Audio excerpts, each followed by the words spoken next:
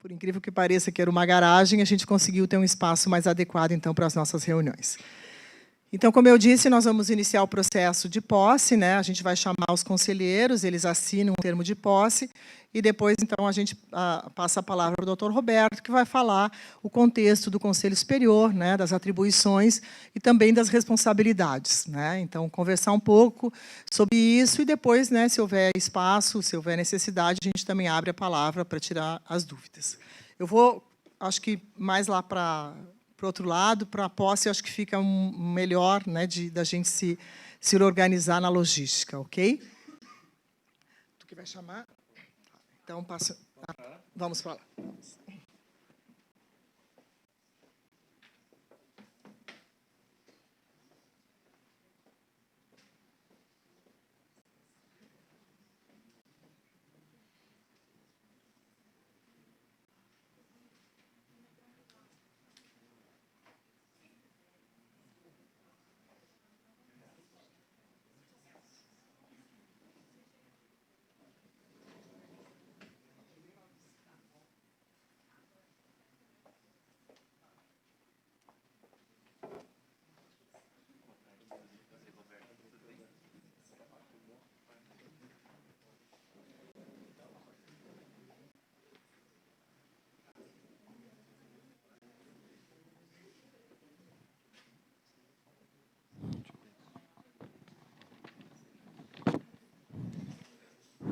Ademir Goulart, docente suplente.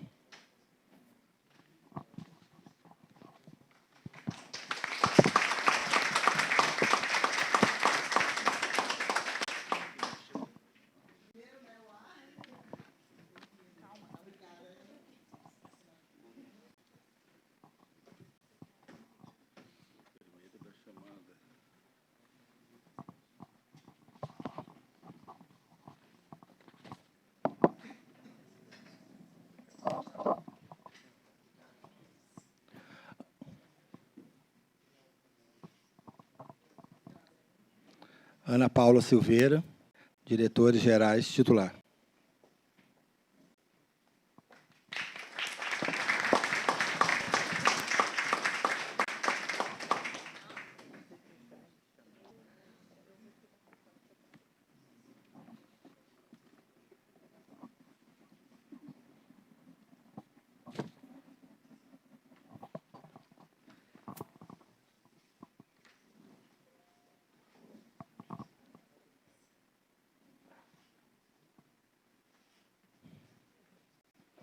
Carlos Antônio Borges, Federação dos Trabalhadores, titular.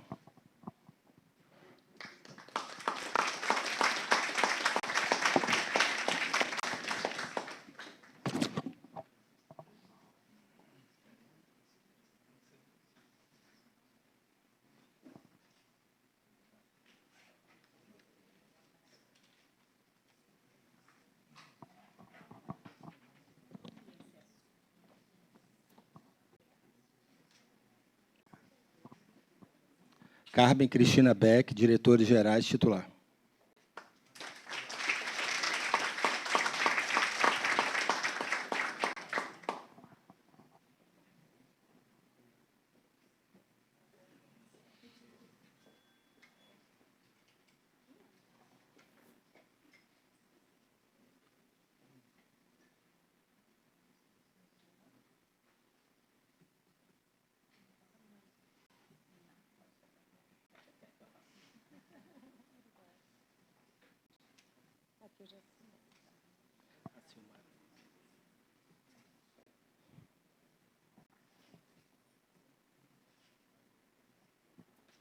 Silmara Fregonese da Silva, discente titular.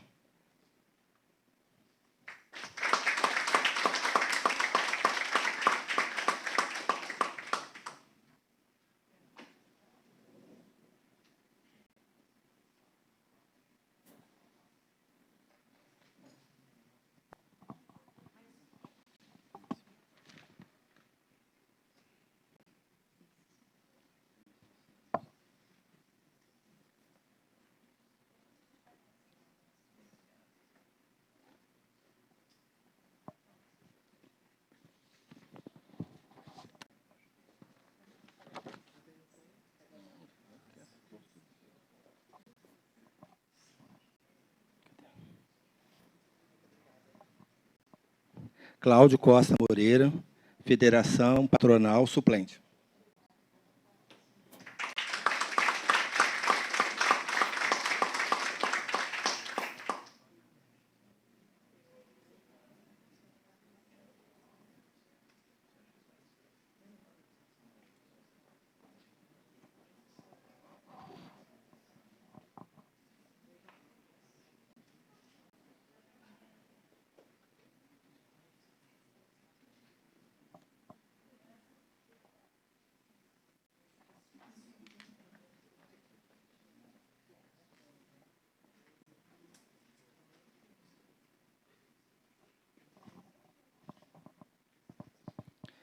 Cristiele Aparecida Petri, técnico administrativo suplente.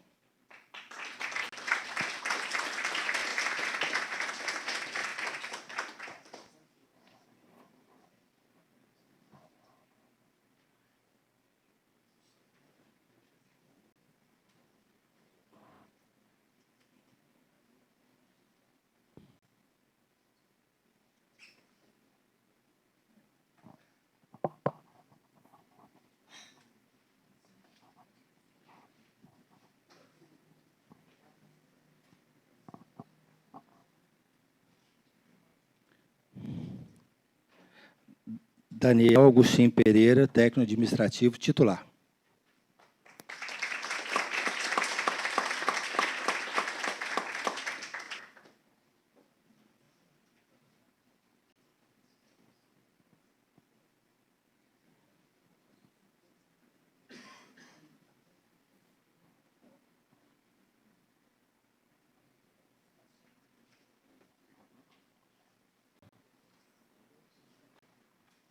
Danilo Tadashi.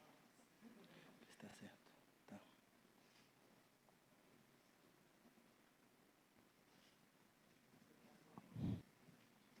Danilo Tadashi, técnico administrativo titular.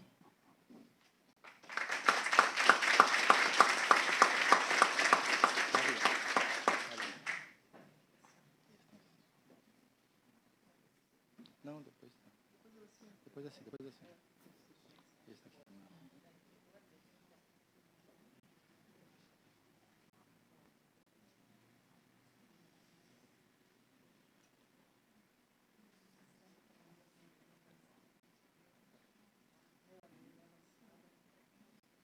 Ou depois eu levo.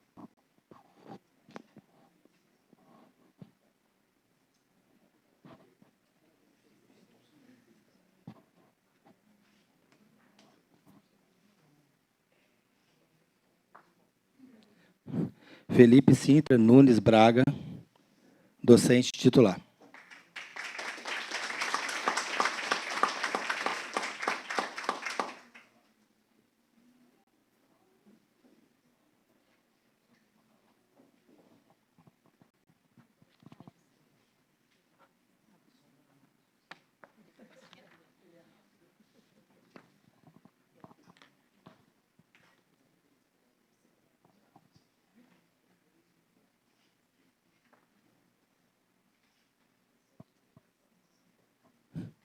Felipe Silveira de Souza, docente titular.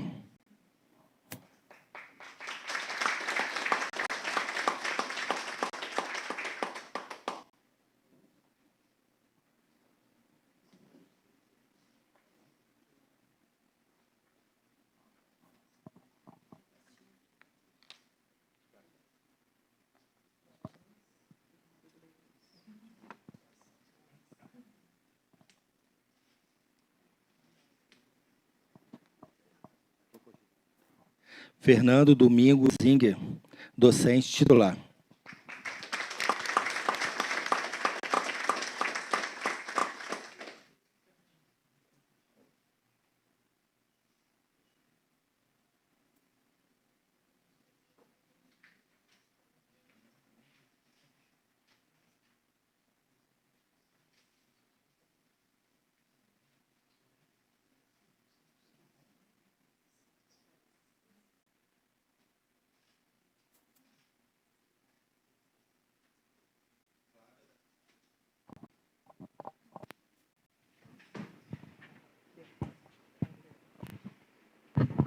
Flávia da Silva Coque, discente, titular.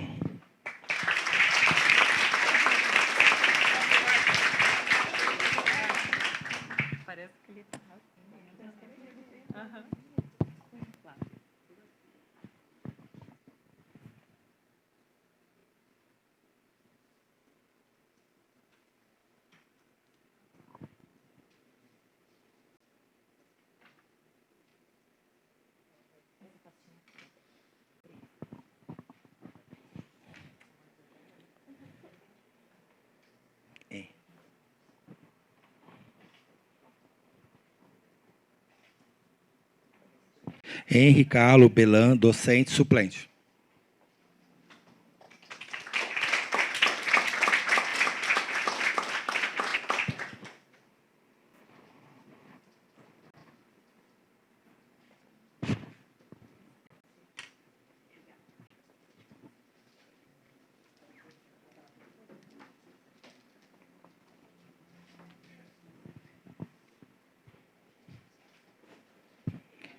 Ilka Maria Ferrari Gigi, diretores gerais, titular.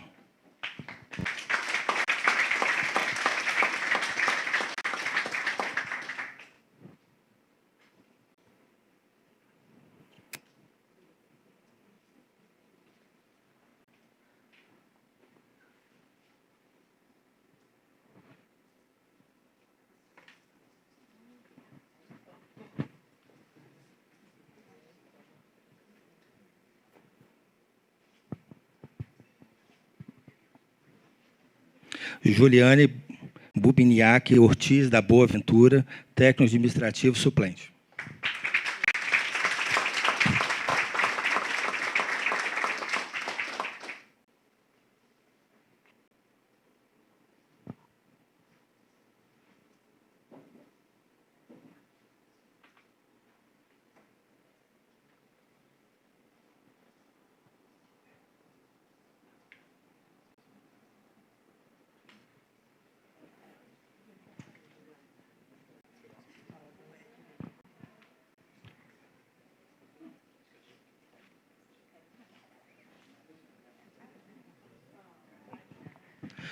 Karen Beck, técnico administrativo suplente.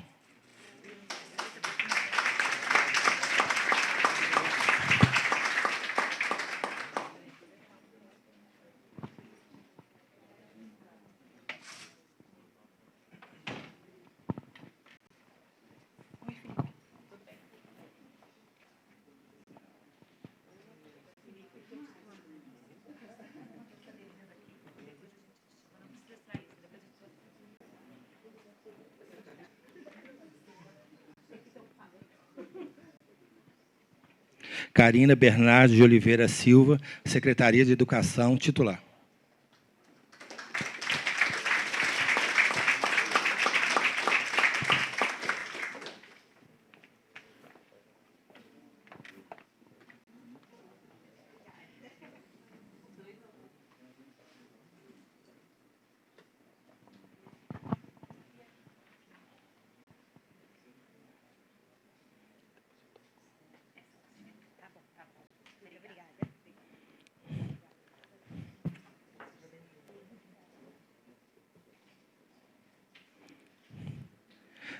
Leonardo Vicente Duarte, discente, suplente.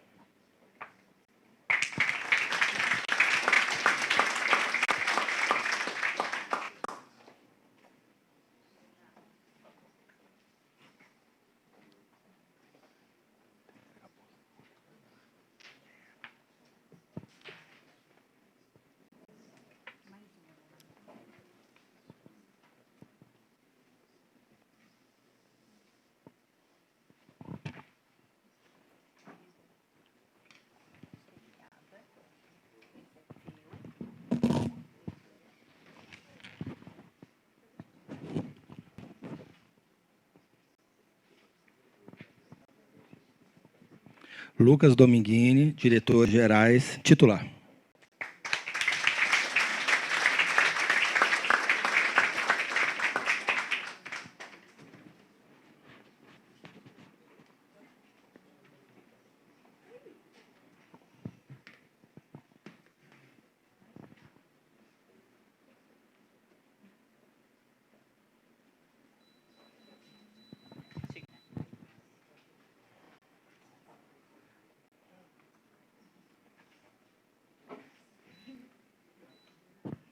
Maria Bertília Giacomelli, diretora gerais, titular.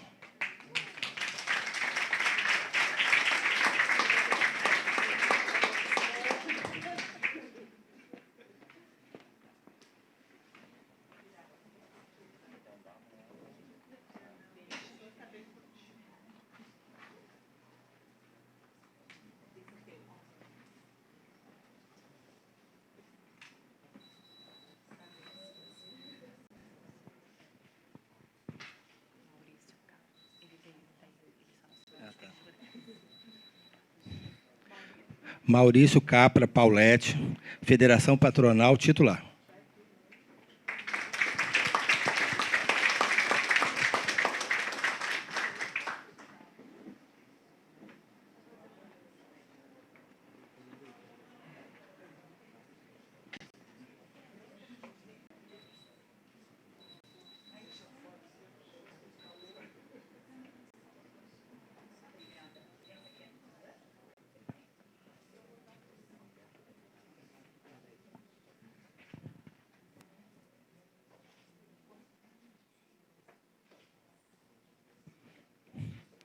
Maurício Gariba Júnior, docente, suplente.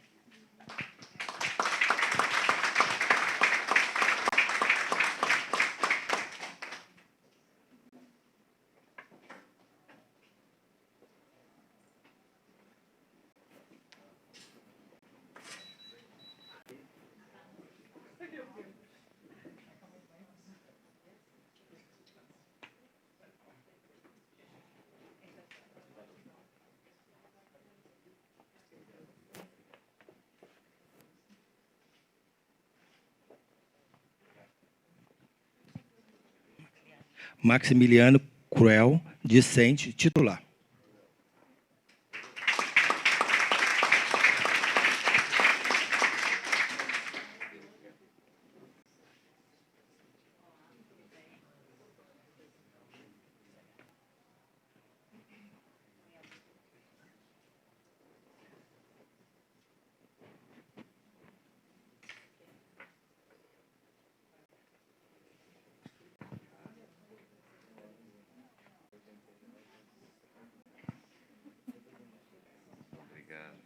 Nelson Eduardo Nunes Duarte, discente, titular.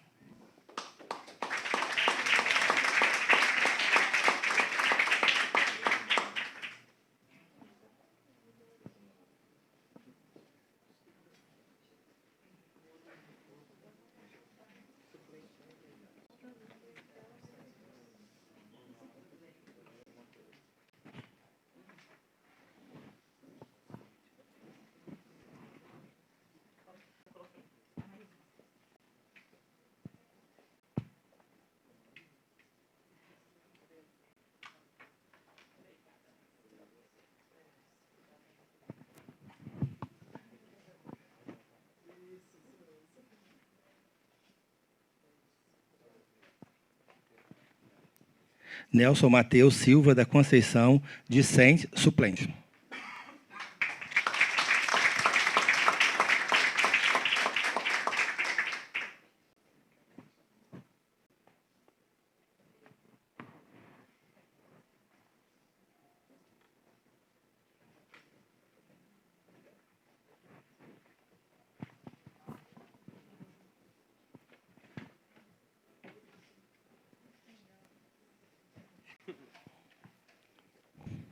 Nilo Otani, docente, suplente.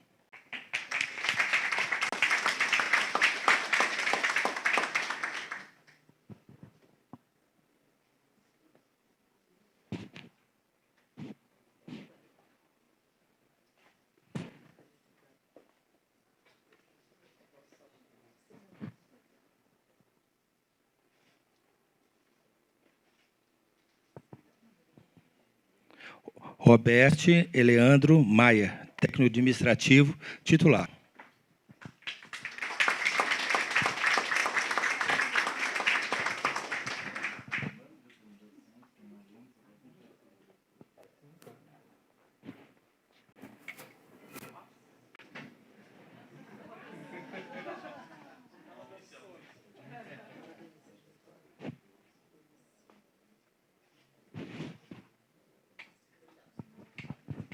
Patrícia Rosa, docente titular.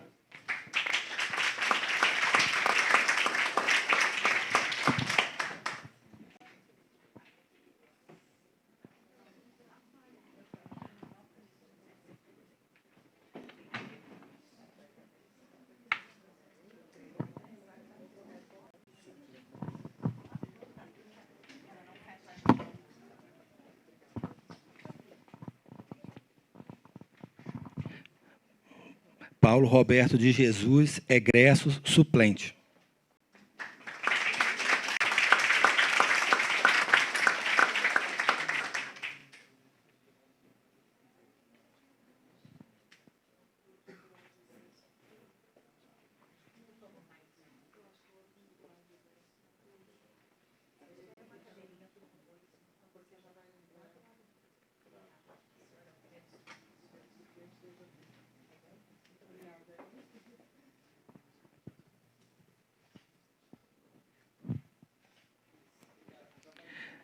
Renata Ivone Garcia, técnico administrativo titular.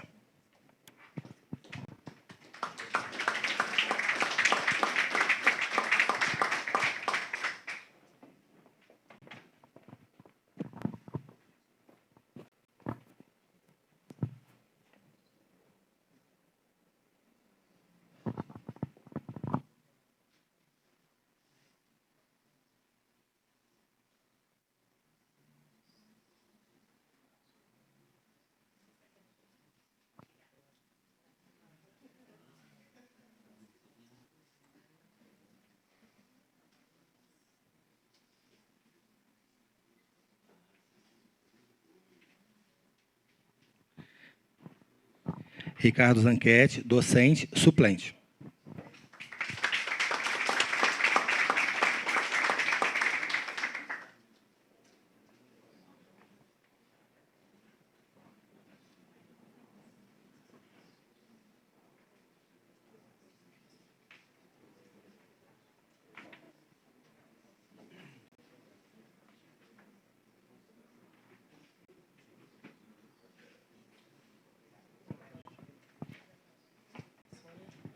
Roberta Pasquale, docente titular.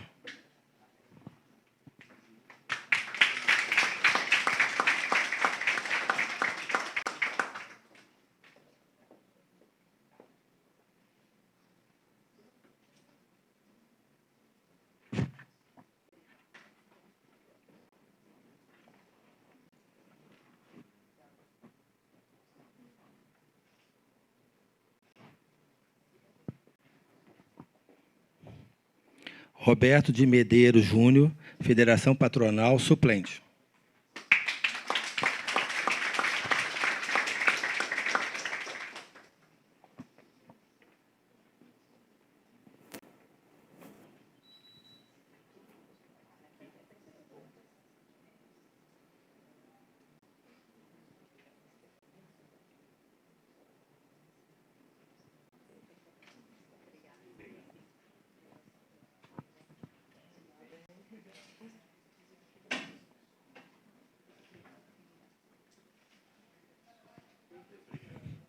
Roger Fernandes, egresso titular.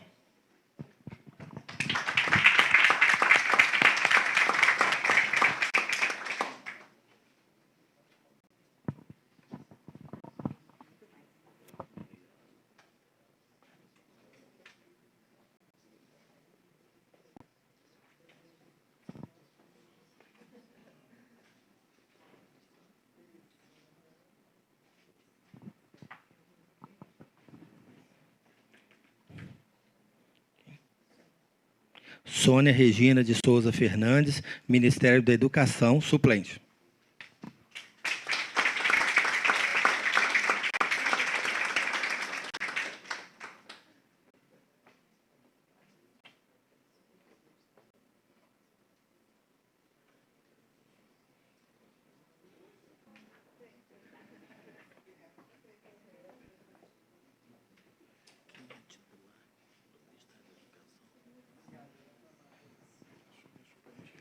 Viviane Silva da Rosa, Secretaria de Educação, suplente.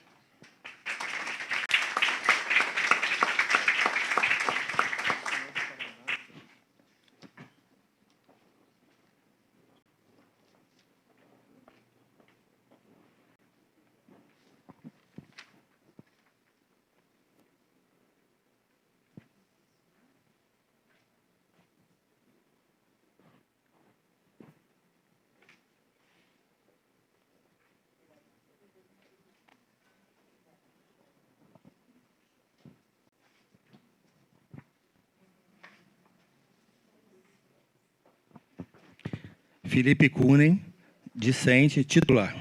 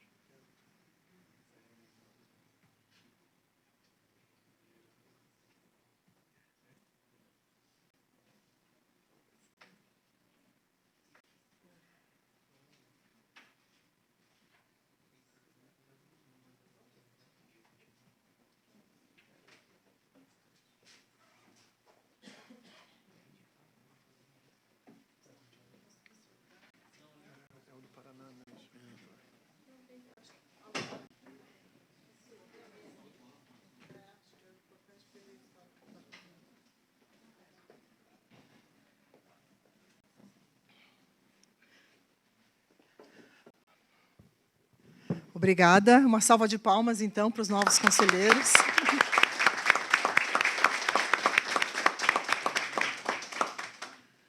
Então, eu passo a palavra para o Dr. Roberto Vongelita, que é procurador, né, o procurador-chefe do Instituto Federal de Santa Catarina, e, como eu disse, ele vai fazer, né, uma fala sobre as atribuições, as responsabilidades, né, do Conselho Superior no contexto das instituições públicas, no contexto dos institutos federais. Passo a palavra para ele.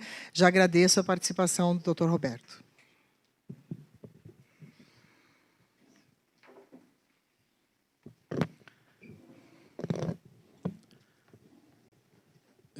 Boa tarde a todos.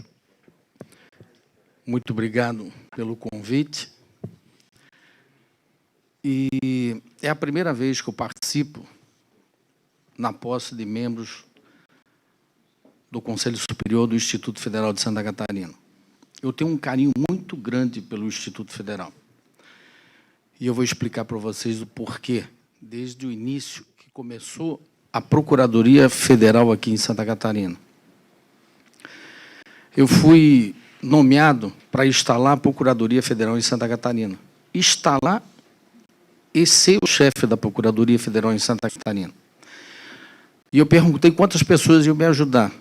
E a Procuradora-Geral disse assim, é só o senhor. Então, eu tive que procurar local, eu tive que procurar gente, servidores, para nos apoiar dentro da Procuradoria. O que essa Procuradoria faria? Ela tiraria todos os procuradores federais que estavam nas fundações de autarquia, centralizavam num local só. E ali nós fazíamos o contencioso e faríamos o consultivo. Achei difícil quando eles disseram que faria o consultivo, até porque Universidade Federal, na época, o Cefet, IBAMA, INCRA, são instituições, autarquias, que tem que ter um procurador. Tem que ter até 2 ou 3 procuradores, que a demanda é muito grande. E o gestor sempre fica, doutor, como é que é isso? Doutor, como é que é aquilo? Então, eu comecei a instalar essa procuradoria. E quem me ajudou foi o Instituto, na época, o Cefet, com o Juarez Pontes, depois veio a Consuelo, e me arrumaram. Me arrumaram o computador, me arrumaram o servidor, me arrumaram tudo. Mas teve uma troca, e foi uma troca muito malvada, que eu tive que presidir um PAD, na qual a servidora era um demônio. Ela já tinham aberto PAD, sindicância, e a mulher não ia embora porque ela alunava tudo em juízo. Disse, doutor, não tem problema nenhum, nós damos tudo isso aqui, mas... E eu resolvi fazer o PAD. E, logicamente, ela foi demitida, entrou com todos os recursos, perdeu em todas as instâncias. Então, eu tenho esse carinho porque foi instalada a Procuradoria Federal com um apoio muito grande do Instituto. Só que o único que fazia o consultivo era eu. Então, na época, eu era chefe da Procuradoria e fazia o consultivo, tanto do Cefet como também das escolas agrotécnicas. Depois de 4 anos, mudou o ministro, mudou o PGF, eu recebi uma ligação dizendo que, olha, Evangelista, pô, não tem nada contra você e tal, mas nós temos que botar outros procuradores. Esse procurador-geral era oriundo do INSS, então ele estava botando as chefias, os procuradores que atuavam dentro do INSS. E ele disse, você escolha aonde você quiser ir. E eu disse assim, eu gostaria de instalar a Procuradoria Federal dentro do Instituto Federal de Santa Catarina. Era Cefet? Isso, dentro do Cefet. Tinha a reitoria e 3 campos. E eu disse assim, agora eu vou descansar. Porque eu trabalhava 12, 14 horas por dia. E ele disse assim, estou fazendo a portaria, você conversa com o diretor, com a diretora, para ceder uma sala para você instalar a procuradoria. E foi isso que foi feito. E sozinho, 4 campos. Um ano depois já eram quase 12. Eu nunca trabalhei tanto em toda a minha vida. Mas gostava de trabalhar. E aqui eu aprendi o que é o aluno, o que é o servidor do Instituto é diferente do servidor de um ministério, de um INCRA, do IBAMA, do INSS. É diferente, porque aqui o final é o aluno. E nós temos que verificar isso no aluno. Eu fico muito chateado quando eu participo de reuniões do Conselho, em PAD, esses troços, que eu verifico a ausência do próprio aluno. E também a ausência do próprio patronal. Que, quando ele toma posse, hoje, quem não são servidores públicos, se tornaram aqui agentes públicos. Tanto é que, a partir de hoje, vocês têm que dar ao Instituto Federal a declaração de renda de vocês. Porque vocês, não só os servidores, como os agentes públicos. E existe uma lei que ela fala, estabelece a obrigatoriedade da declaração de bens e rendas para o exercício de cargos, empregos e funções do Poder Executivo, Legislativo e Judiciário. É obrigatória a apresentação de declaração de bens com indicação de fontes de renda no momento da posse ou, inexistindo essa, na entrada e exercício de cargo, emprego ou função, bem como no final de cada exercício financeiro, no termo da gestão ou mandato, nas hipóteses de exoneração, renúncia ou afastamento definitivo por parte das autoridades e servidores públicos adiante indicados. E o que é o agente público? É todo aquele que presta qualquer serviço ao Estado, que exerce funções públicas, no sentido mais amplo possível dessa expressão, significando qualquer atividade pública. A Lei de Improbidade Administrativa, a Lei 8.429 de 1992, conceitua agente público como todo aquele que exerce, ainda que transitoriamente ou sem remuneração, por eleição, nomeação, designação, contratação ou qualquer outra forma de investidura ou vínculo, mandato, cargo, emprego ou função das entidades mencionadas no artigo anterior. Trata-se, pois, de um gênero. Então, vocês vejam que a responsabilidade de vocês aqui é muito grande. Porque compete ao Conselho Superior, e está no artigo 5º do Estatuto, zelar pela observância dos objetivos e finalidade do IFSC, homologar as diretrizes de política institucional, submeter à aprovação do Ministério da Educação o Estatuto, aprovar a proposta orçamentária anual e acompanhar a sua execução, deliberar sobre valores de contribuições e emolumentos a serem cobrados pelo IFSC em função dos serviços prestados, autorizar a alienação de bens imóveis delegados na forma da lei, apreciar as contas da reitoria, aprovar a concessão de graus, títulos e outras dignidades, deflagrar, aprovar as normas e coordenar o processo de consulta à comunidade acadêmica para a escolha do reitor e dos diretores gerais, deliberar sobre a criação, alteração e extinção de curso, autorizar, mediante propósito reitor, a contratação, concessão onerosa e parcerias, aprovar seu próprio regimento interno, propor a reformulação do presente estatuto, aprovar o regimento geral, homologar a nomeação, designação, exoneração ou dispensa dos membros da auditoria interna, aprovar o planejamento anual, constituir outros órgãos colegiados, e assim vai. Então, a responsabilidade de vocês é aqui muito grande. Toda e qualquer tipo de matéria que nós, procuradores federais, que estamos instalados aqui dentro do Instituto Federal, nós não temos subordinação nenhuma com o Instituto Federal. Nenhuma. A minha nomeação para a chefia daqui, dentro do Instituto Federal de Procurador Federal, é nomeado pelo Presidente da República. Antigamente, antes da AGU, quem fazia as ações era o Ministério Público Federal. Ele não só entrava com a ação, como ele também defendia as autarquias e fundações. Posteriormente, foram nomeados, cargo de confiança, os advogados dentro das instituições. Cargo de confiança, mas não era concurso público. Então, na época da festa dos 28,86%, que todo mundo conhece, entrava-se com a ação, eles ganhavam a ação, e quando o procurador, o advogado, ia recorrer, o reitor ou o gestor dizia, não recorre, deixa assim. E ficava por isso mesmo, não recorria. Eu me lembro que no Cefet, eu mandei abrir processo contra um advogado que advogou para o Cefet. Ele entrava com a ação e ele contestava a ação. Mas ele era tão burro, eu digo isso, que ele achava a ação de um colega que deu a entrada na ação. Então, ele pegava a cópia da petição inicial e dava entrada. Só que ele não sabia da continuidade. E se perdia. Mas ele era o advogado da Cefet. Então, ele entrava com a ação e fazia a defesa. Eu representei ele no Ministério Público 2 vezes. E nas 2 vezes, na Justiça Federal, ele foi condenado. Só que a condenação dele, ela prescreveu. Porque demorou 5, 6 anos a ação na Justiça.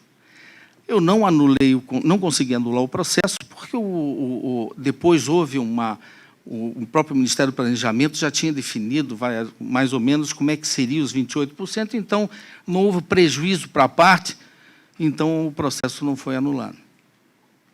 Mas para vocês verem que nós aqui não tem porquê eu querer prejudicar alguém. Não existe isso dentro da AGU. Eu não conheço muita gente aqui dentro do Instituto Federal. Quando eu dou meus pareceres, não vem a fotografia da pessoa, nem o nome da pessoa, para eu olhar assim, não, eu vou sacanear esse cara. Não existe isso. Eu olho simplesmente a legislação. Olho bem a legislação e digo, pode ser dado parecer. Vários reitores disseram para mim, uma vez em toda na sala da Procuradoria, disse assim, está aqui, doutor, eu quero um parecer favorável. Eu olhei para ele e disse assim, acho que sentou na sala errada. Não, era reitor. Acho que sentou na sala errada. Era processo das letras que... D1 para D3. Isso. Progressão. Eu tinha certeza absoluta que ele ganharia a ação no juízo. Tinha certeza. Aliás, eu peguei o processo e levei para casa. Eu passei na Mauro Ramos, eu peguei o processo aqui, botei embaixo do braço, passei na Mauro Ramos para abastecer. Que eu morava ali na rua do Instituto Federal da Mauro Ramos. Passou um professor que eu nunca vi na minha vida, disse, pô, doutor, o senhor está com aquele processo do... Eu tinha pego o processo ali na minha mão. E eu levei para casa e estudei. E vi que realmente tinha um direito. Sentei na Procuradoria e vou estudar. Quando eu comecei a estudar, existe uma nota, uma súmula do Ministério do Planejamento, dizendo que não era para dar, porque a lei ia ainda ser regulamentada, uma baboseira. Mas o ministro da AGU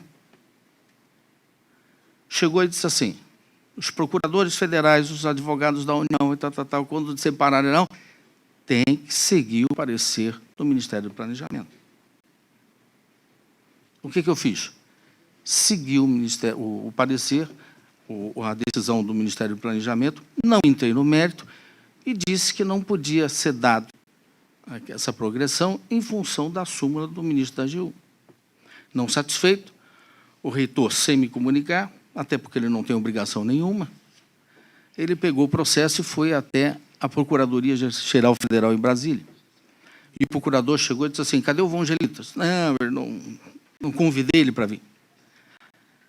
E o que ele fez? Ele trouxe para o Conselho Superior essa questão. E o Conselho Superior, se eu não me engano, tinha aprovado. Não aprovou? Ele não aprovou e estava levando para um outro parecer, um entendimento deles, que era para que o Conselho Superior também pudesse opinar. E o parecer foi favorável a mim, dizendo que o procurador-chefe lá estava correto, que não poderia dar até porque tinha uma decisão do ministro da AGU, e não competia também, nesse caso, o Conselho Superior opinar, até porque é matéria meio que é disciplinado pelo próprio Ministério do Planejamento. Mas vocês vejam que não é o procurador que quer simplesmente prejudicar essas pessoas. A responsabilidade do Conselho Superior, aqueles servidores públicos, eles já são regidos pela 8.112. Então, lá já está acreditado quais são as cláusulas que, se for feridas, eles poderão receber um processo administrativo disciplinar. E aqui, os servidores, eles estão no cargo desse servidor público, na função de servidor público. E eles têm aqui que prestar atenção em regulamentos, leis, tudo para ser aprovado. Se a reitora chegar aqui e disser assim, vamos aprovar isso aqui e tal, não, isso aqui não está no regulamento, não está na lei, vocês podem não aprovar. Os agentes públicos, que são aqueles que não são servidores públicos, eles são fiscalizados também pelo CGU, e o servidor também, e pelo Ministério Público Federal. A atitude de quem não é servidor e está como agente público. Eu não vejo, aqui dentro do Instituto Federal de Santa Catarina,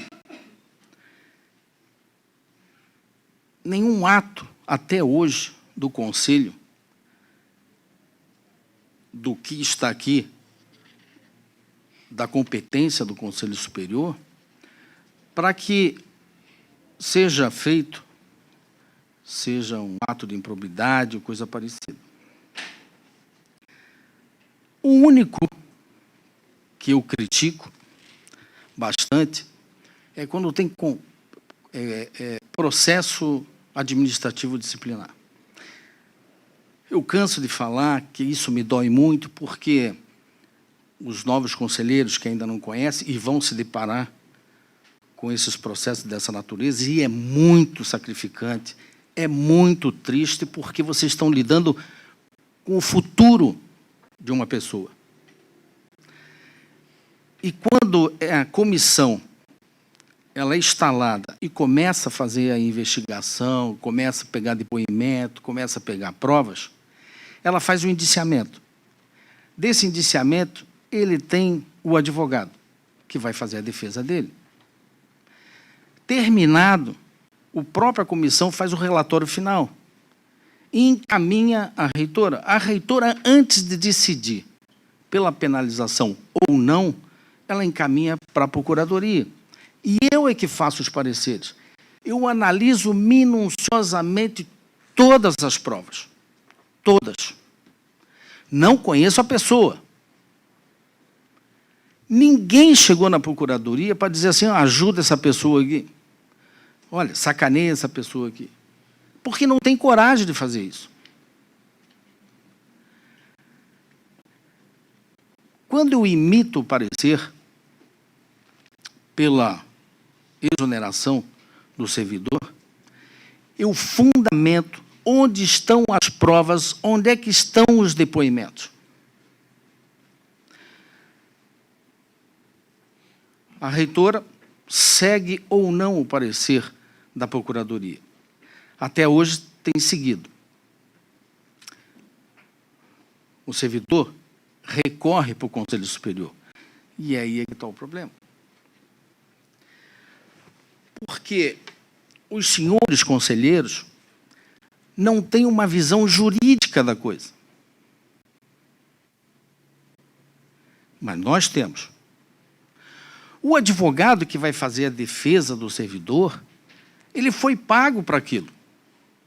Ele vem fazer a defesa e levantar algumas coisas que pode levar vocês à dúvida. Eu seria o primeiro a baixar a cabeça. Eu seria o primeiro a ser humilde, dizer, eu errei aqui. Não, realmente vocês têm razão. Seria o primeiro. Porque eu não tenho o porquê de querer sacanear aquela pessoa. Mas os conselheiros, eles votam muito com o coração da pessoa.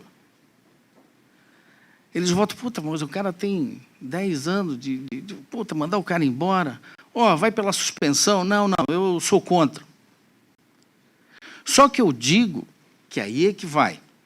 Que é o único problema que pode pegar o conselho. Estou falando que eu estou presenciando até agora. É quando está todas as provas ali e o conselheiro diz assim, não, eu sou pelo arquivamento.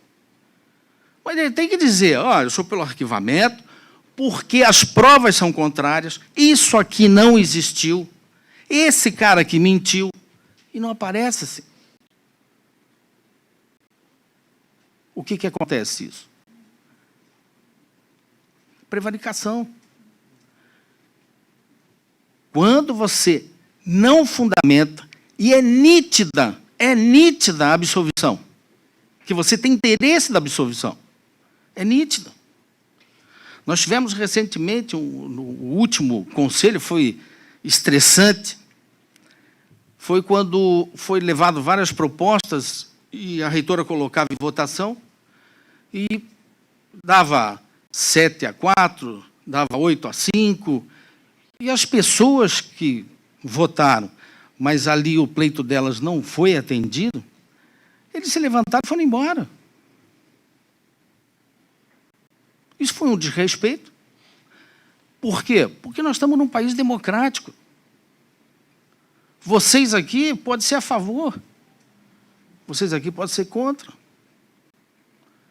Pô, nós estamos em grupo aqui, que estão tudo se degladiando por causa da eleição, um mata o outro, porque é aquele negócio todo, mas nós estamos num país democrático, nós temos que entender um lado, temos que entender o outro. Senão nós vamos se matar aqui dentro. Democracia é assim. Se fosse ditadura, eu dizia assim, pessoal, acabou, isso aqui não tem votação nenhuma, eu mando e acabou, vai ser assim. Então, o que eu digo para vocês é, não existe interesse da Procuradoria em querer prejudicar. Eu não sou o advogado da reitora, eu sou o advogado do Instituto Federal de Santa Catarina. Tanto é que, se amanhã ou depois ela for processada e nós verificarmos que ela realmente não acatou a determinação ou recomendação da Procuradoria, nós entramos no polo ativo da ação. Nós entramos na ação contra ela. O Ministério Público entra com a ação, nós entramos como polo ativo. Para vocês verem a independência que nós temos. Então, tudo que é feito aqui na Procuradoria, eu não vejo a reitora, eu acho que foi a última vez, estava doente, fiz uma cirurgia, fiquei 2-3 meses sem vê-la. E tem gente que diz que o procurador aqui, ele faz aquilo que a reitora quer. Vou dar um exemplo para vocês.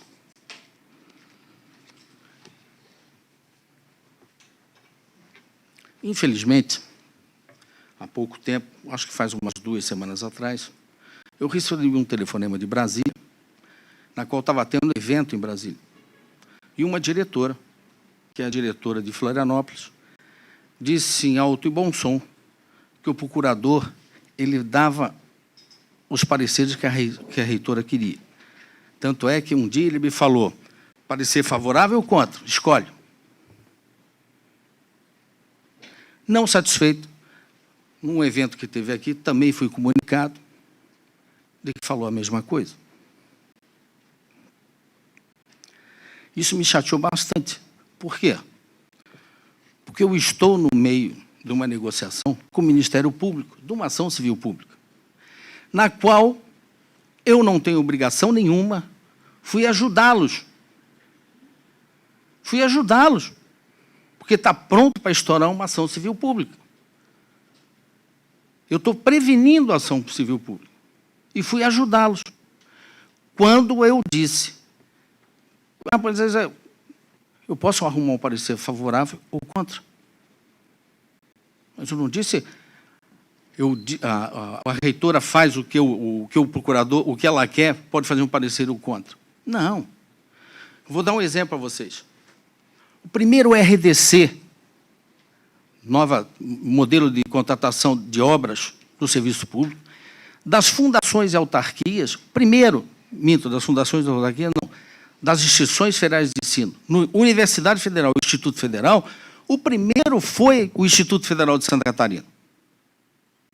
Primeiro processo da RDC foi o Instituto Federal de Santa Catarina. Primeiro parecer jurídico da RDC das instituições federais de ensino era do Instituto de Santa Catarina. Os outros RDC eram feitos pelo pessoal que faz estradas.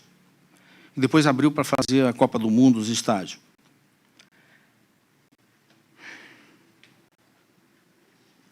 Sessão de cantina. Faziam licitação para a sessão onerosa da cantina do Instituto, ganhava a ação, ganhava a sessão, e ficavam 1 ano, 7 meses e tal, não pagavam e fechavam. Um dia, o Zé Carlos, que é do setor de compras, foi falar comigo e disse assim, doutor, se a gente fizer o menor desconto na alimentação, o que o senhor acha? A minha visão aqui é o aluno. Maior desconto na alimentação, isso vai baixar quanto? Seu Roberto, se o cara paga hoje R$3 uma Coca-Cola, um refrigerante, ele vai pagar no máximo R$1,50. Faz que eu garanto. Ele fez o processo, eu tenho um parecer. Primeiro parecer no Brasil.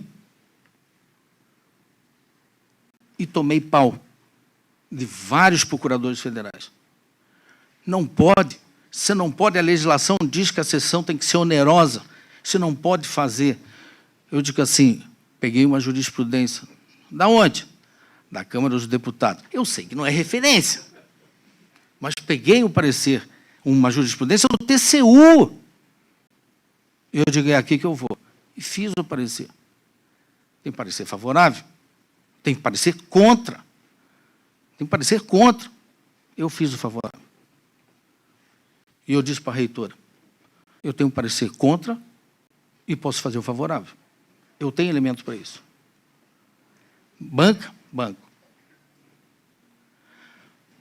Parecer, um indivíduo colocou que, agora isso, na cartilha da AGU, que o estagiário era agente público. Quando ele botou agente público, e agora? Como é que nós vamos contratar estagiário nesses 3 meses, 4 meses no pleito do eleitoral? Porra, joguei no grupo, conversei com o presidente do TRE aqui, o Ricardo Reis, que a gente almoça junto, disse assim, pode? Não, você fez um concurso antes, Roberto, tem uma listagem? Não, não tem, então não pode. Pô, mandei para o grupo, botei no grupo de procuradores-chefes, não pode, tá? É agente público, está lá na cartilha e tal. Eu vou fazer. E fiz o parecer favorável.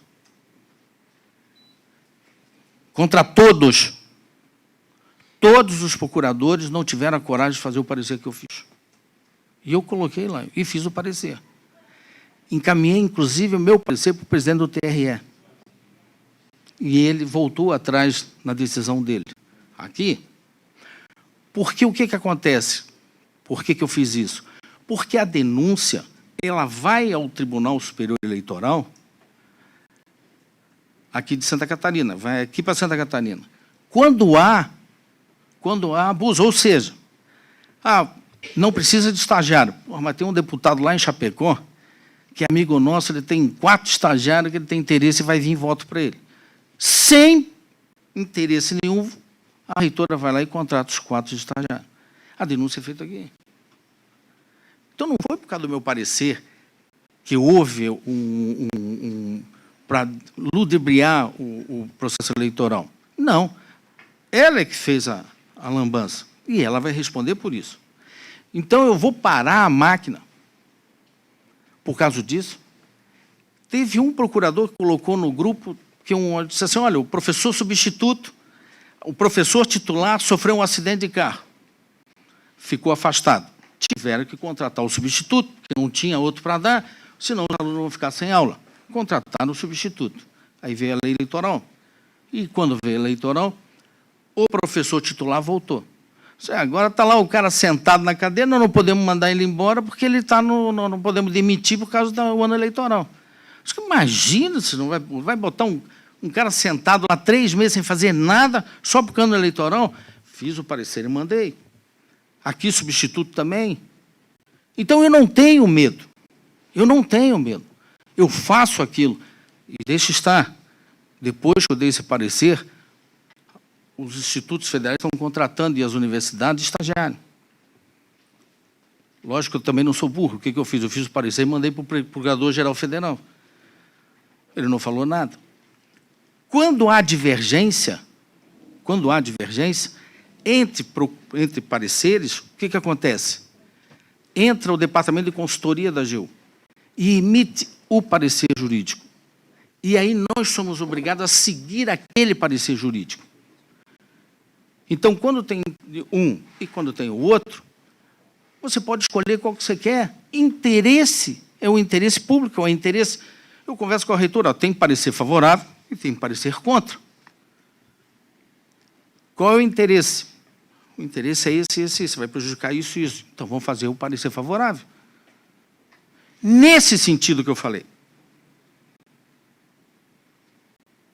Mas a maldade que eu senti foi quando eu fiz o parecer,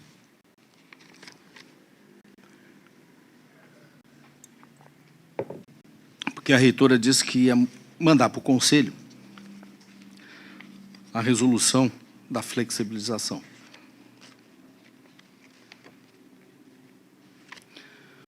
E eu disse que o Conselho não pode participar desse tema. Flexibilização. Em 2004, eu recebi do Sinasef, no Sindicato dos Servidores, você poderia ter a flexibilização, o pessoal trabalhar 6 horas. Eu fiz o parecer, em 2004, que rodou essa internet toda, fiquei até...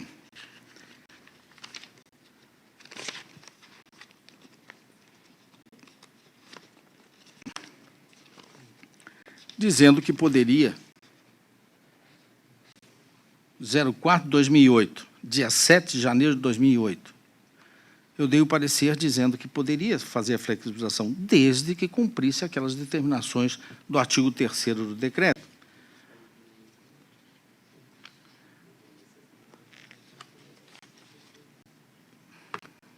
E, na época, era interessante, porque os servidores antigos faziam 6 horas. E os concursados recém-nomeados faziam 8 horas. Então, a mesmo cargo, a mesma atividade, o antigo fazia 6 horas e o outro fazia 8 horas, o novo. E eu dizia, não pode estar acontecendo isso. Depois, mudou e eu dei um parecer 28/2011. E, na época, revogação da Resolução 8 de 2008 do Colegiado de Administração, que aprovou a flexibilização de jornada.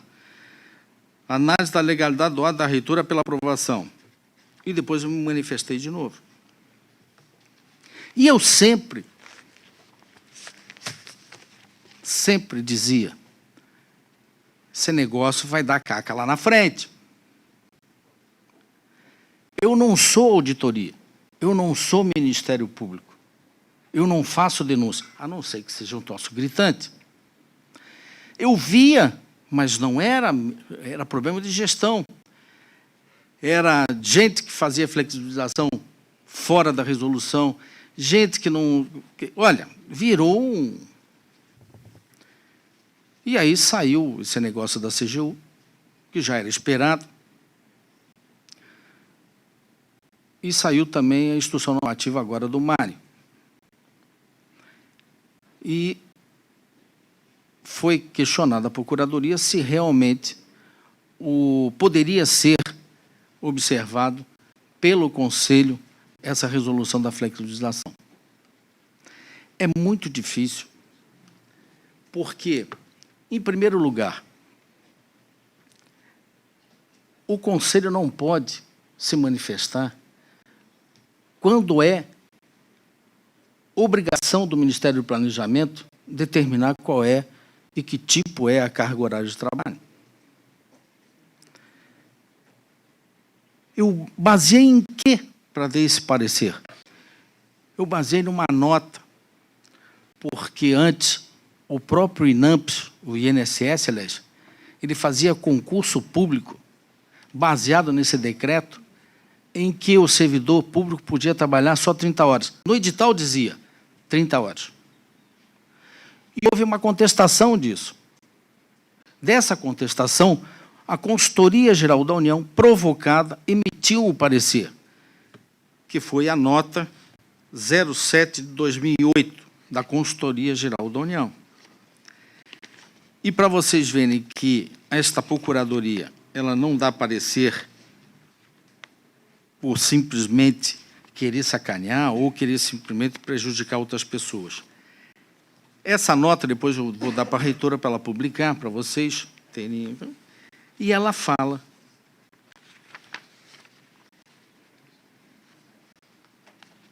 a Consultora-Geral da União, Aida Freire de Carvalho, Consultora da União, dá o parecer dela.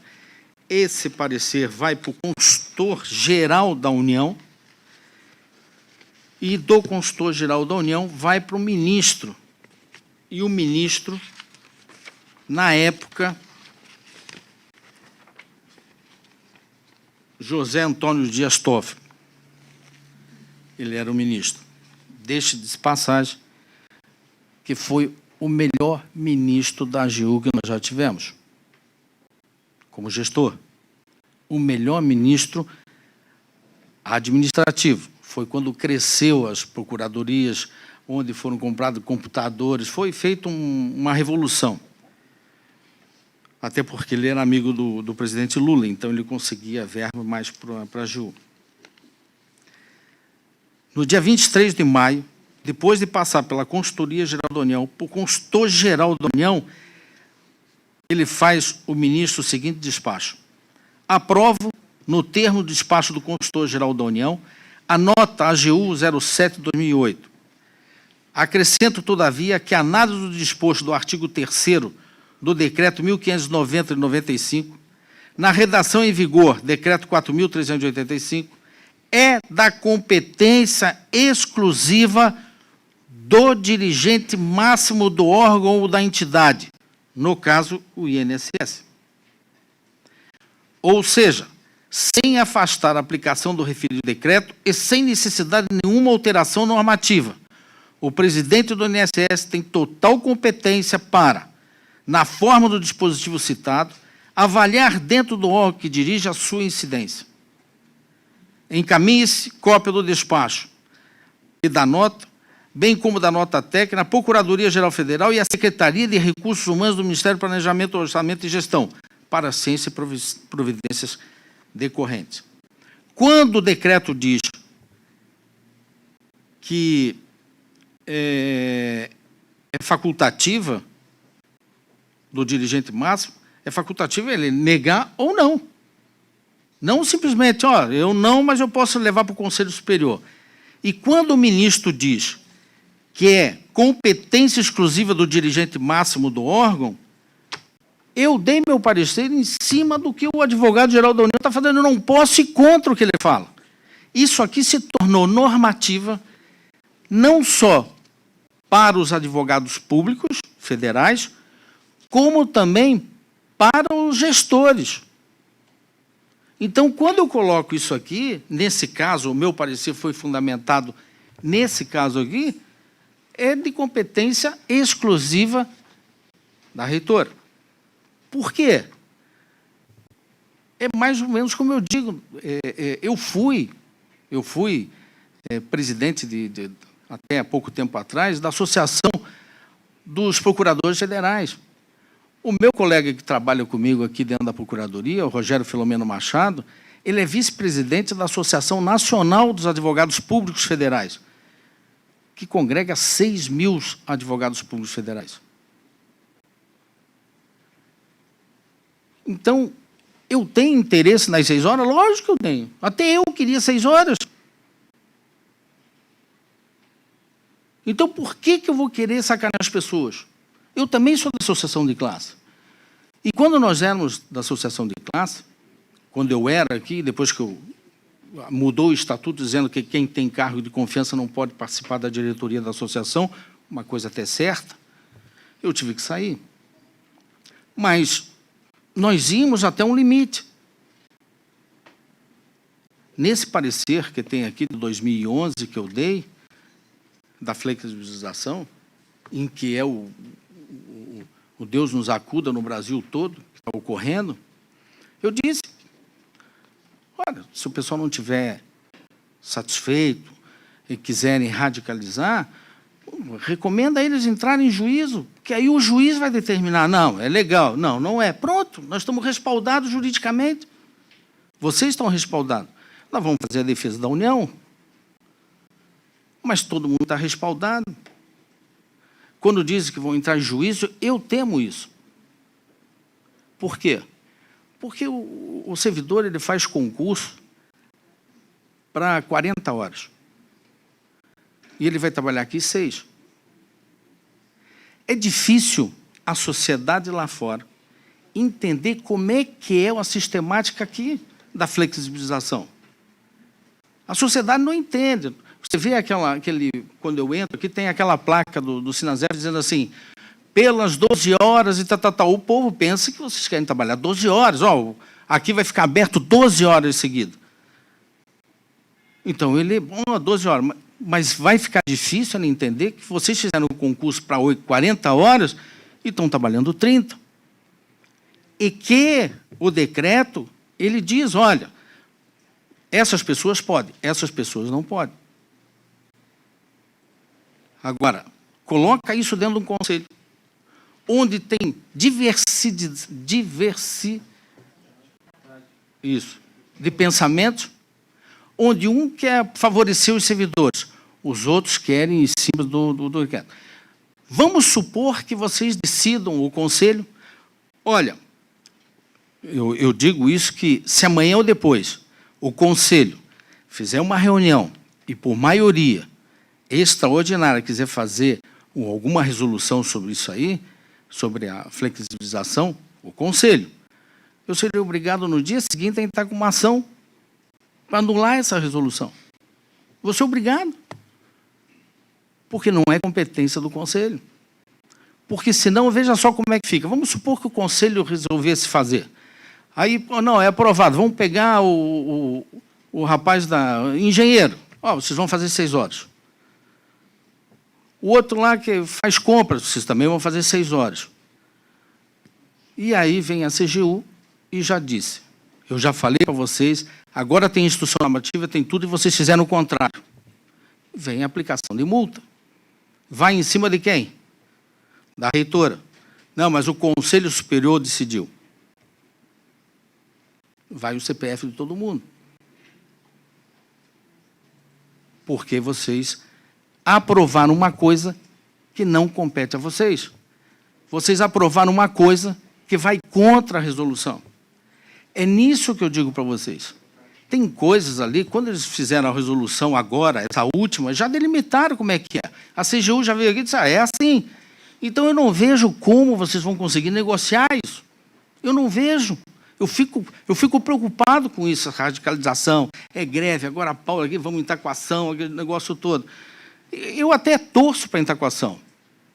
Torço mesmo, por quê? Porque aí já mata o problema, o juiz já decide e acabou-se. Para finalizar, eu vou citar aqui o que um colega meu citou numa reunião do Consup. Vou copiar. E ele fala o seguinte, ainda lembrou Dauri Ribeiro Silva, procurador-chefe do Instituto Federal Sul de Minas. Os alunos são a razão da existência das políticas públicas de educação. Portanto, todo o processo deliberativo da instituição deve ter os olhos voltados para os alunos, sem perder de vista os princípios éticos que devem nortear a administração pública, a identidade do Instituto Federal e a relativa autonomia dos campos. Muito obrigado, e eu fico aqui para qualquer tipo de pergunta que vocês queiram fazer.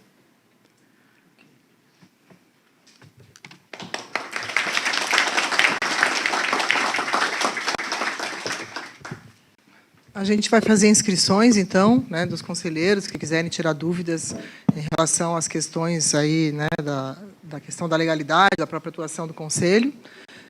Podemos abrir as inscrições, então. Pode ser? Mais barato. Para descontrair. Não temos questionamentos? Não? É uma oportunidade, né, pessoal? A gente está vivendo aí um tempo um pouco mais polêmico. Acho que caberia, se tem dúvidas sobre as questões que foram levantadas, podíamos... Não? Pois não. Dúvida mesmo. Eu não entendi.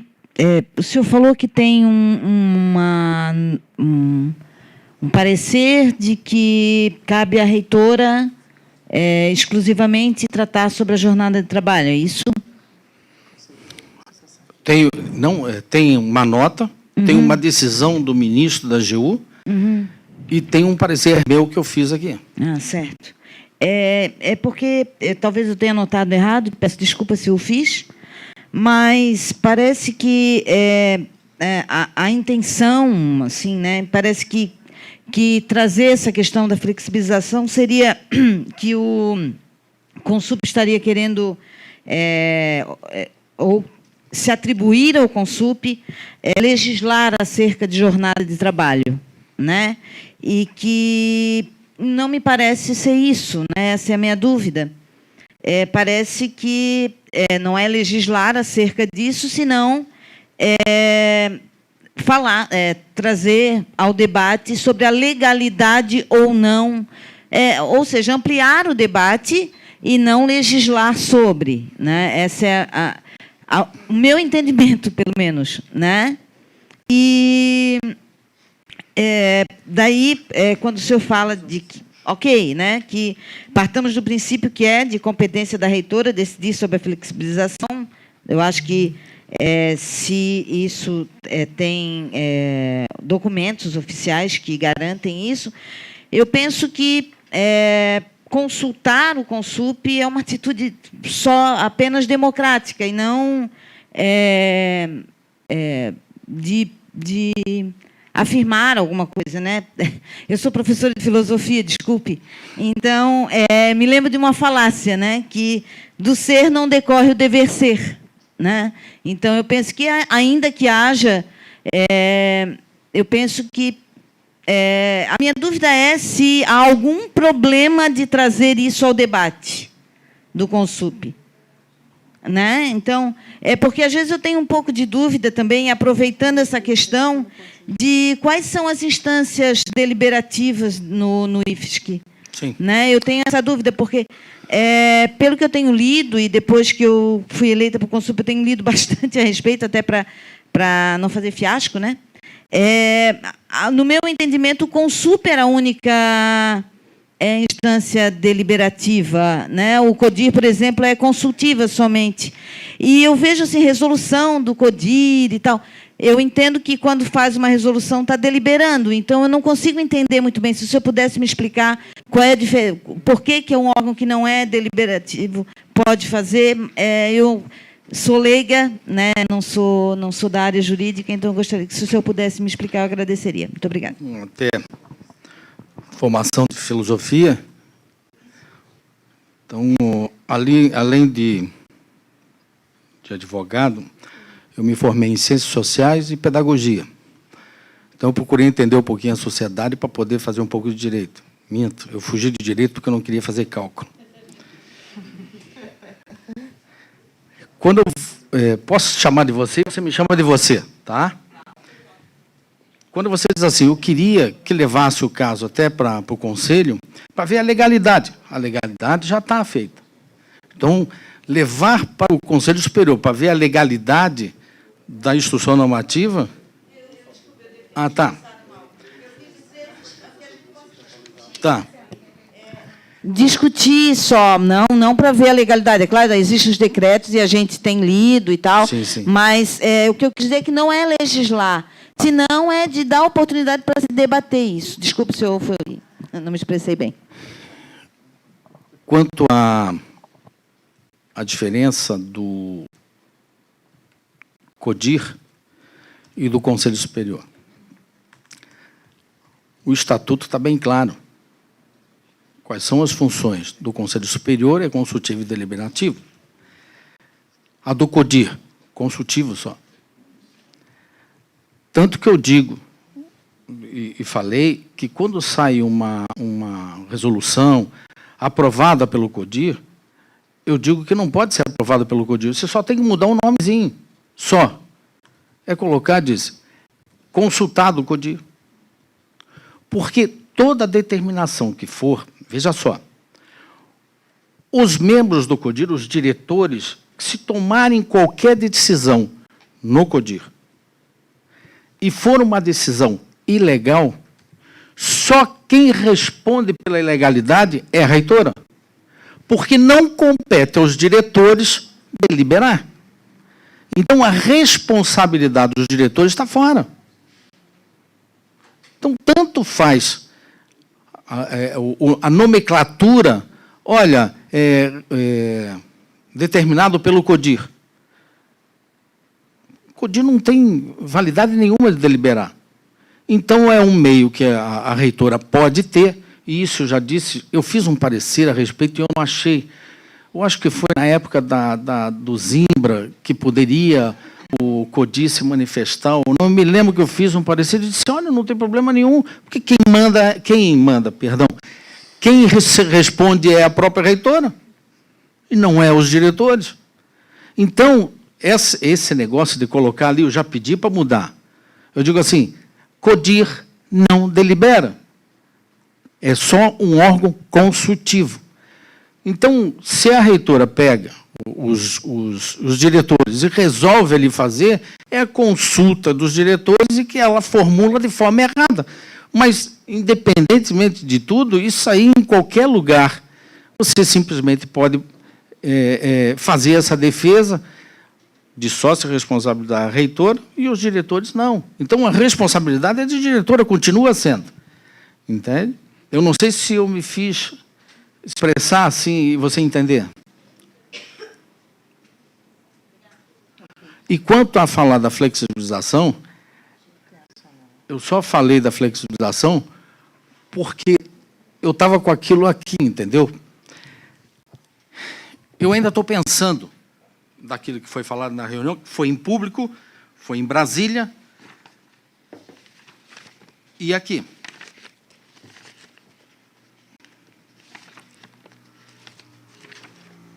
Por coincidência, eu estava olhando agora o computador e recebi as prerrogativas dos procuradores federais. Prerrogativas, competência. competência das procuradorias federais junto às autarquias e fundações públicas para prestar as atividades de consultoria e assessoramento jurídicos. Manifestação pública difamatória que ofende a honra e a imagem do membro da carreira de procurador federal e da própria Advocacia Geral da União, cabimento de medidas reparatórias na esfera administrativa, civil, criminal. Então, quando você joga a minha moral perante várias pessoas, dizendo que eu escolho se eu quero dar aqui parecer favorável ou contra, quando a reitora me pede, isso foi de uma maldade que vocês não imaginam. Então, vocês, conselheiros, porque nós vamos ter contato nesses 2 anos, eu espero que não, porque tem um parecer favorável da PGF, está indo para o Consultoria Geral, para aprovação de tirar a competência dos conselheiros dos recursos de PAD. Isso vai ser um alívio para vocês, entendeu? Mas vocês vão ter... Então, vocês vão olhar para mim assim como se fosse, o cara joga para um lado, joga para o outro. Não. Eu sou essa pessoa que vocês estão me enxergando. A porta da Procuradoria está aberta para todo mundo. Vocês não imaginam como eu recebo de pessoas que sentam na minha frente. Pois não, qual é o seu problema? Você sabe o que é? Eu me separei. Como é que é a pensão alimentícia? Não compete a mim, mas atendo. Ontem chegou um professor lá dizendo, olha, eu fiz uma denúncia na Secretaria do Estado de verba que o professor está pegando, aquele troço todo e tal. Eu disse, não, mas a Secretaria do Estado tem alguma coisa a ver com o Instituto? Não, é que eu sou professor do Instituto. Então, eu queria que vocês tomassem uma atitude. Eu disse, mas não tem nada a ver com o Instituto. Mas o que eu faço? Você faz isso, isso, isso e isso. Outra lá, apanhou do marido. O que você faz? Faço isso, isso e isso. Eu atendo gente assim. Eu não nego, eu posso chegar a ser um cara como os outros procuradores são, exceto, posso dizer que o gaúcho lá do Instituto Catarinense, o André, que é gente boa para burro, ele não é uma pessoa... A maioria dos procuradores federais tem um nariz empinado, que ninguém chega nos caras. Os advogados da União, os procuradores da Fazenda são piores ainda. Aqui não, aqui eu tenho cara de brabo, já falei. Mas todo mundo brinca, todo mundo entra na minha sala, eu converso, eu atendo, eu faço tudo. Dou umas porradas em alguns diretores em parecer? Dou. Mas para dar uma cutucada, porque eles têm que saber onde é que está a responsabilidade dele. Porque alguns fogem um pouquinho da responsabilidade. Porque eles não querem tomar uma medida amarga no campus dele, para ele não ficar mal visto. E aí jogam para a procuradoria fazer o que ele tem que fazer. Então, eu dou uma porrada e transfiro a responsabilidade. Faz o que você tem que fazer. Você ganha CD por causa disso. Então, é o que eu digo para vocês, eu atendo todo mundo. O sindicato nunca bateu na minha porta para conversar comigo. Nunca. Nunca sentaram na minha sala para conversar comigo. Respeito a posição deles. Mas eles também têm que respeitar a minha posição. A gente tem a professora Sônia, a reitora Sônia do IFC.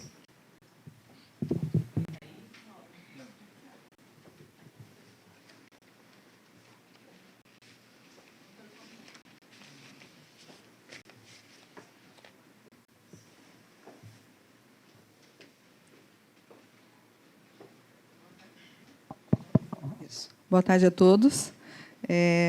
Na condição de representante do Ministério da Educação e também pela experiência enquanto gestora no 3º ano de uma autarquia com os mesmos princípios e responsabilidades que o Instituto Federal Catarinense, e por sermos, não é, aqui a maioria, talvez a primeira investidura como conselheiro, né?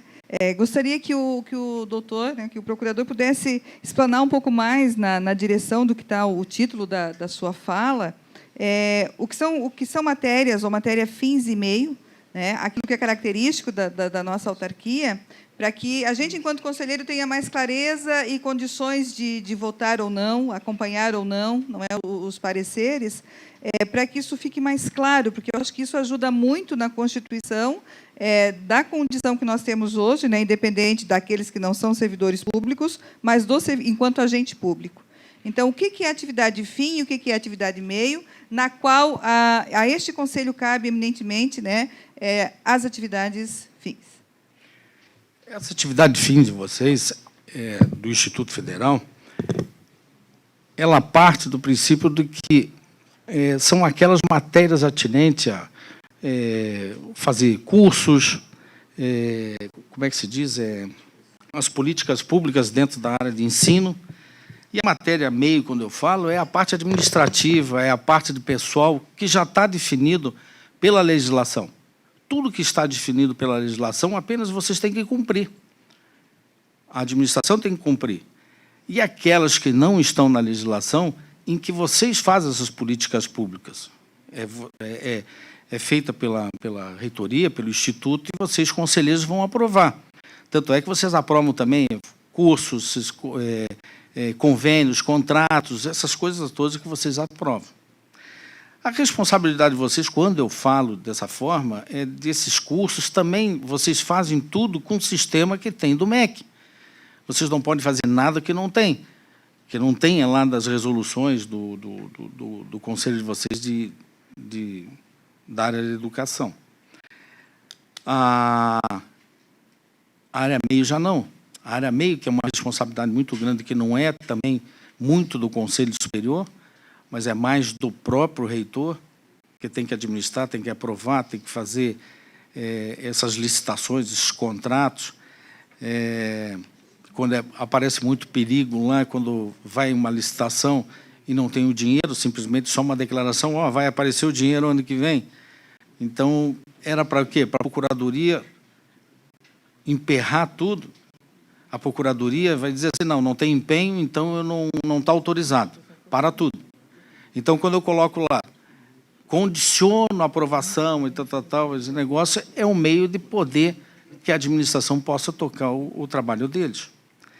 É muito difícil, dentro dessa área de quando se fala de educação, porque eu também não domino muito a parte fim dessa parte da área de educação. Eu não tenho a minha parte mais é administrativa, mais licitações, contratos, convênios, de pesquisas, né? A área de educação, porque eu não tenho essa convivência com o Conselho Superior nessa parte que vocês... Porque eu não sou procurado, porque não tem muito litígio, porque vocês têm a autonomia administrativa, financeira, né? Então, não sei se você quiser, pode conversar pessoalmente comigo para a gente ver o caso concreto, que aí eu te digo, olha, fica tranquila que a gente... Não, mas no sentido, a pergunta né, vem ao encontro da condição de conselheiros, especialmente aqueles que estão chegando agora, né, de que o que compete o que é atividade fim, o que é atividade meio, que é característica e natureza de uma instituição como a nossa, né? Porque quando a gente tem claro isso, ou vai tendo cada vez mais claro isso, nós também compreendemos melhor o papel dos conselhos superiores. Né? E aí o porquê, às vezes, dessa dificuldade que a gente tem que entender, por que a gente não delibera sobre matérias que dizem respeito, por exemplo, a 8.112, e por que a gente delibera sobre matérias que dizem respeito a 93, 94 de 96, que diz respeito ao ensino, ao currículo, à pesquisa, à extensão. Né? Porque são características diferentes. Então, a pergunta vem nesse sentido, porque talvez a nossa dificuldade de entender o que é atividade fim e o que é atividade meio, e por que as instituições como a nossa existem, se elas não tiverem estudantes, elas não têm razão de ser, né? E aí fica muito claro que nós temos que dar conta do ensino, da pesquisa, da extensão, da inovação tecnológica, enfim. É por isso que nós estamos deliberando, ou deliberamos sobre isso, porque se não tem ensino, não tem pesquisa, não tem extensão, logo essa instituição não existe pela sua finalidade. Né? Enfim, então era no sentido de, talvez a gente, pelo título da palestra, né, da conversa, que é nos ajudar na nossa formação enquanto conselheiros, de compreendermos esses processos. Né? E aí, às vezes, talvez o não conhecimento da legislação que nos trava em algumas coisas nessa dimensão. Né? Então, reitero que uma coisa é a condição de representante do Ministério da Educação, trazendo o escopo do Ministério. A outra experiência como se tem como gestor numa instituição da mesma natureza e característica. Então, e por conduzir o conselho, né, na qual também eu tenho que conduzir um conselho com essa mesma natureza. E aí, na medida em que vamos tendo mais claro, né, isso também nos ajuda na compreensão do papel enquanto conselheiros. Era nesse sentido, procurador. Mais alguém? Eu acho que a gente pode abrir a palavra, né? Sim. Ele não é conselheiro, mas é um professor. Isso. Só um minuto, Erwin.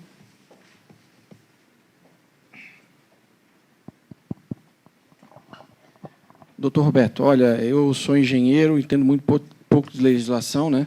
Do ponto de vista prático, eu pessoalmente convivo com a flexibilização e não vejo um problema, né, nesse fato, mas eu não entendi muito bem. A questão é, a reitora ela pode optar por flexibilizar, permitir a flexibilização ou não, ou ela tem que, nos casos em que a legislação permite, ainda optar pela flexibilização ou não.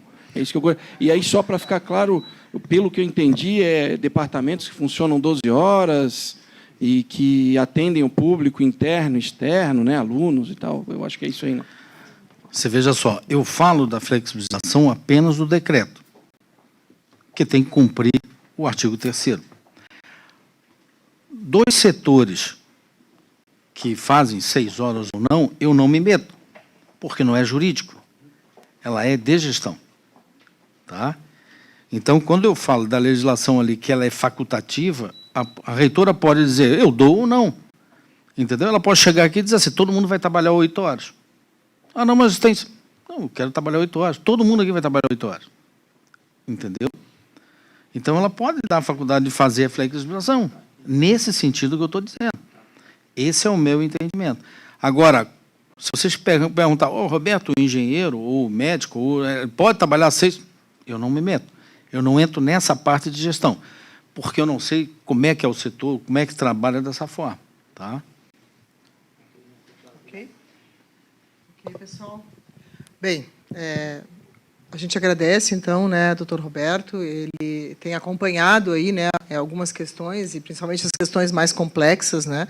Realmente, eu solicitei a ele o parecer sobre porque tínhamos muitas falas sobre a participação do Conselho Superior em relação a legislar ou a opinar sobre esse tema, né. E esse parecer também está à disposição, né, a gente coloca lá no fórum, e também qualquer outro documento que houver necessidade para esclarecimento, a gente também disponibiliza, ok? Então, a gente inicia, né, a parte da nossa pauta, né, nós temos aí, acho que pode projetar a nossa...